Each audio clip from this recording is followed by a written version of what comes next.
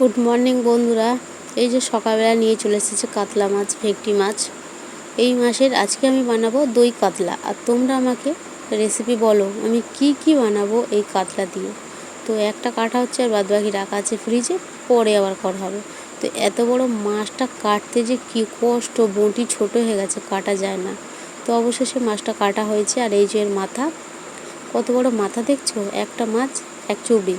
তো 2 পিস আমি সোনাকে ভেজে দিচ্ছি সকালে খাওয়ার জন্য, আর কুমড়ো আলুর তরকারি মুড়ি খাওয়ার জন্য। সকালে টিফিনটা আগে আমি বানিয়ে নিই এই যে তাড়াতাড়ি করে সোনার জন্য।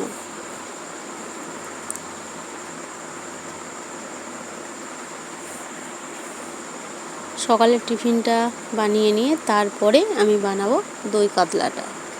তো তোমরা কিন্তু অবশ্যই কমেন্টে বলো আর কি রেসিপি আমি বানাবো, কাতলা দিয়ে আর কি রেসিপি হয়। আমার তো আছে অনেক কিছু, সর্ষে কাতলা বানাবো, পোস্ত কাতলা বানাবো, আর অনেক কিছু, কাতলা ভাপা করব। তা তোমরাও বলো আর কি বানাবো। আর দুপুরের জন্য এই যে কাতলা আমি নিয়ে নিচ্ছি, আমরা যে কজন আর কি 12 পিস কাতলা নিয়ে নেব। নিয়ে ভালো করে একটু ধুয়ে নিয়েছি।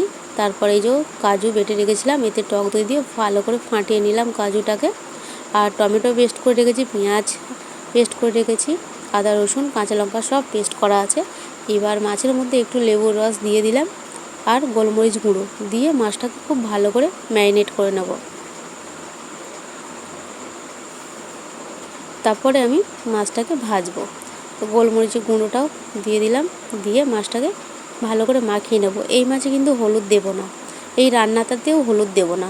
এই মাছটা এভাবেই ভাজবো, নুন আর গোলমরিচ গুঁড়ো আর লেবুর রস দিয়ে ভালো করে মাখিয়ে নিয়েছি।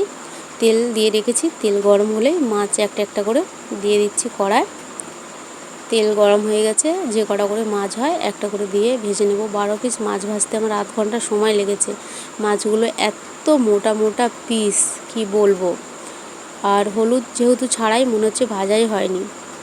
তো তেজপাতা গোটা দিয়ে দিয়েছি, গোটা গরম মশলা দিয়ে দিয়েছি কড়ার মধ্যে। পেঁয়াজের পেস্টটা আগে দিয়ে দিলাম, টমেটো পেস্ট দিয়ে দিলাম, তারপরে আদা রসুন কাঁচা লঙ্কার পেস্ট দিয়ে দিলাম। ভালো করে এটাকে কষে নিতে হবে, মশলাটাকে একদম ভালো করে কষতে হবে।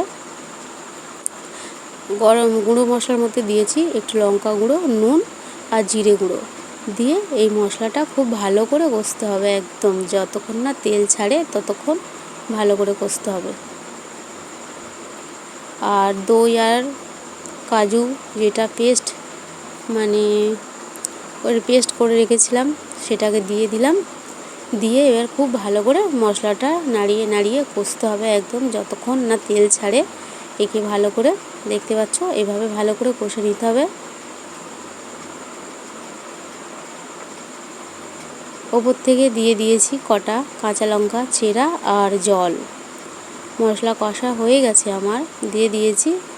যখন ফুটে এসেছে মাছগুলো এক এক করে ওপর থেকে সব আমি দিয়ে দিলাম। এভাবে সব মাছ ওপর থেকে সাজিয়ে একটা একটা করে দিয়ে দেবো।